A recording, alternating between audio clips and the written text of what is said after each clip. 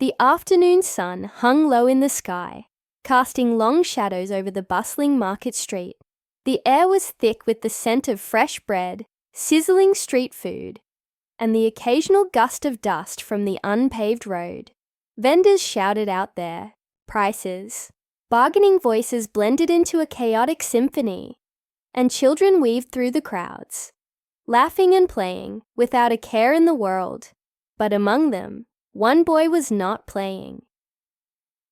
12-year-old Sam sat cross-legged on a worn-out piece of cardboard beside his father's tiny shoe repair stall. His hands, rough and stained with polish, worked carefully on an old pair of leather boots.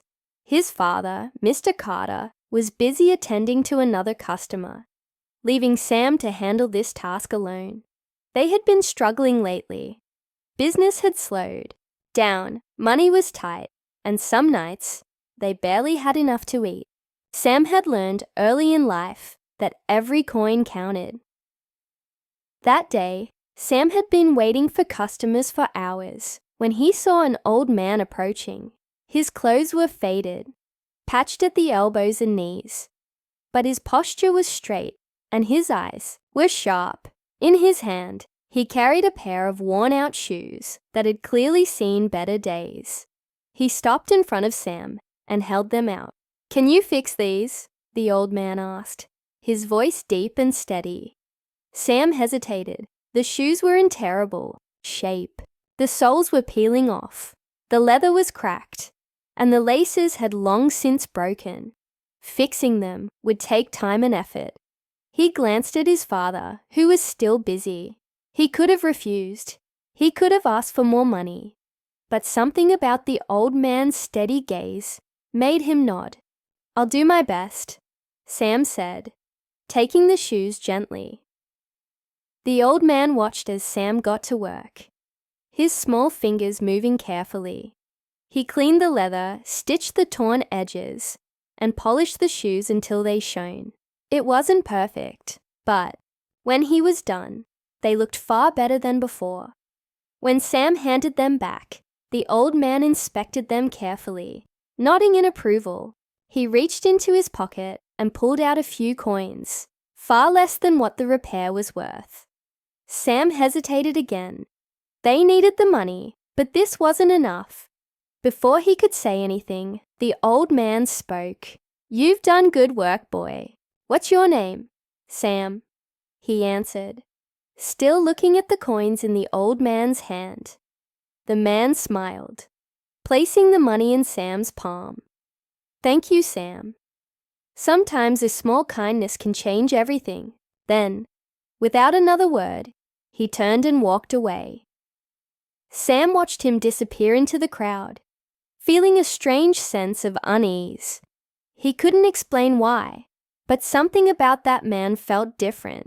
Something told him this wasn't just another customer, but he had no way of knowing that the simple act of fixing those shoes would set off a chain of events that would change his family's fortune forever. And it would all begin with a knock at their door later that night.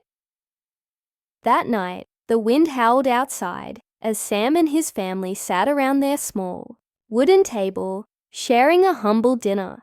The dim glow of the single light bulb flickered, casting soft shadows on the cracked walls of their home. Mr. Carter was unusually quiet, his mind heavy with worry. Their debts were growing, customers were few, and there had been talk of losing their stall if they couldn't pay the rent soon. Sam tried not to think about it. Instead, he kept replaying the moment with the old man in his head. There was something strange about him, his calmness, his steady gaze, the way he spoke. Sam had met plenty of customers before, but none had left him with this lingering feeling. Just as he was lost in thought, a sudden knock at the door made everyone jump. It was late, too late for visitors. Mr. Carter exchanged a wary glance with Sam's mother before getting up to answer. When he pulled the door open, a man stood in the doorway, tall, dressed in a sharp black coat, and carrying a leather briefcase. His face was unreadable, but his presence alone was enough to make Sam's stomach tighten. "Mr. Carter?" the man asked. "Yes?" his father replied cautiously. The man gave a small nod. "I have a message from Mr. Ellis." Sam's breath caught in his throat. Mr. Ellis. That must be the old man from earlier today. But why would he send someone here? Before he could ask, the man reached into his briefcase and pulled out an envelope, handing it to Mr. Carter. Without another word, he turned and walked away, disappearing into the darkness. For a long moment, nobody moved. The only sound was the wind rattling the window panes. Then, with trembling fingers, Mr. Carter opened the envelope. Inside was a handwritten note, short and simple. "Come to this address tomorrow morning. Bring your son." Underneath the note was a crisp $100 bill. Sam's mother gasped. "Who is this man?" she whispered. Mr. Carter shook his head. "I don't know. But we're going to find out." The next morning, the sky was painted with soft hues of gold and blue as Sam and his father made their way through the city.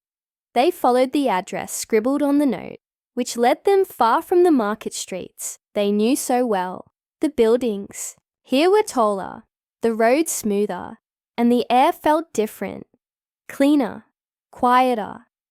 Sam had never been in this part of town before. It was a world apart from the small, crowded home they lived in.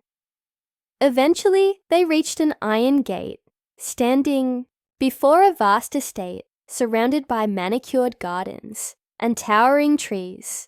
A security guard stepped forward, checked the note, and without a word, opened the gate. Sam and his father exchanged uneasy glances, but stepped inside. The house was even grander up close, its white walls gleaming under the morning sun. A butler greeted them at the door, leading them through a long hallway filled with paintings and antique furniture. Everything about this place felt surreal, as if they had stepped into a different life. Finally, they were led into a study where the old man from the day before sat in a large leather chair, a cup of tea in his hand. He looked different now, not just an old man in worn-out shoes, but someone who belonged here, someone powerful. "Please sit," he said, motioning to the chairs across from him. Sam hesitated before sinking into the soft leather seat, his father doing the same. The old man studied them for a moment, then smiled. "You're probably wondering why you're here," he said. Mr. Carter nodded. "Yes, sir, we don't understand." The old man leaned forward. "My name is Charles Ellis. A long time ago, I was just like you, a boy working hard to help his family, trying to survive each day. But someone gave me an opportunity, and it changed my life. Yesterday, when your son fixed my shoes, he reminded me of that boy I used to be. His kindness, his patience. It was more than just work to him. It was a sign of something greater." Sam's heart pounded in his chest. He had only fixed a pair of shoes. What could that possibly mean? Mr. Ellis continued. "I've been looking for someone to take over a part of my business, someone who understands the value of hard work and honesty. I see that in your son." Sam's eyes widened. "Me?" he whispered. The old man nodded. "Yes, you." Then he turned to Mr. Carter. "And you, sir. I want to offer you a job, one that will take your family out of hardship and give your son a future." Silence filled the room. Mr. Carter looked at Sam, his expression unreadable. It was too much to take in, too unexpected to believe. But Mr. Ellis wasn't done. He reached into his desk and pulled out a set of documents. "Of course, it's your choice. You can walk away, return to your life as it is. Or you can take this chance and change everything." Sam's heart raced. His father's hands trembled as he took the papers. They had spent years struggling, wondering if things would ever get better, and now, in the most unexpected way, their entire future hung in the balance. Would they take the risk? or walk away from the opportunity of a lifetime. Mr. Carter's hands trembled as he held the papers. The offer felt too big, too unreal. He had spent years struggling to keep his family afloat, fixing worn-out shoes and making just enough to survive. Now, in one moment, everything could change. But was it real? Could they trust this man? Sam looked up at Mr. Ellis, searching his face for any sign of deception, but the old man's eyes held nothing but sincerity. There was no rush, no pressure, just a simple choice. "I don't understand," Mr. Carter finally said, his voice barely above a whisper. "Why us?" Mr. Ellis leaned back in his chair, his fingers laced together. "Because I see something. In you, in your son, the way he worked on my shoes, the patience, the care. He reminded me of myself when I was young. I was once given a chance, and now I want to pass that forward." Sam's mother always said fate worked in mysterious ways, but this felt like something out of a dream. He clenched his fists, his heart hammering in his chest. He wanted to say yes. He wanted to believe that life could change in an instant. His father, however, still looked uncertain. "I don't know anything about working in a business like yours," he admitted. "I fix shoes. That's all I know." Mr. Ellis smiled. "And I started by shining them. You don't need to know everything today. You just need to be willing to learn." The room was quiet for a long moment. Sam turned to his father, seeing the doubt in his eyes, but also something else, hope. Hope that they had buried for years. Then, slowly Mr. Carter exhaled and nodded. "All right," he said. "We'll do it." A slow smile spread across Mr. Ellis's face. He extended his hand, and Mr. Carter shook it, sealing a future neither of them had ever imagined. The days that followed were a whirlwind. Mr. Carter was given a position managing operations at one of Mr. Ellis's factories.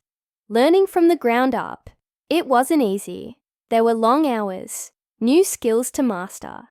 But he worked harder than he ever had, determined not to waste the opportunity. As for Sam, Mr. Ellis took him under his wing, teaching him not just about business, but about life, about integrity, resilience, and the importance of lifting others up.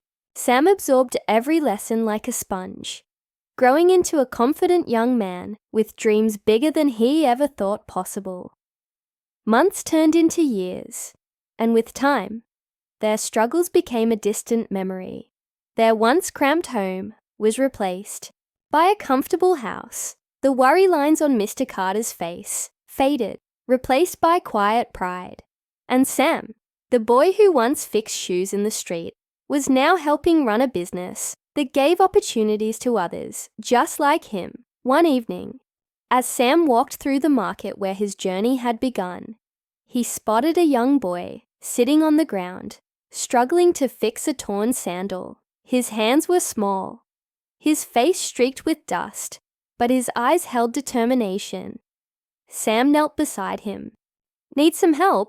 The boy looked up, startled, then nodded slowly. Sam took the sandal, working with practiced hands, just as he had years ago.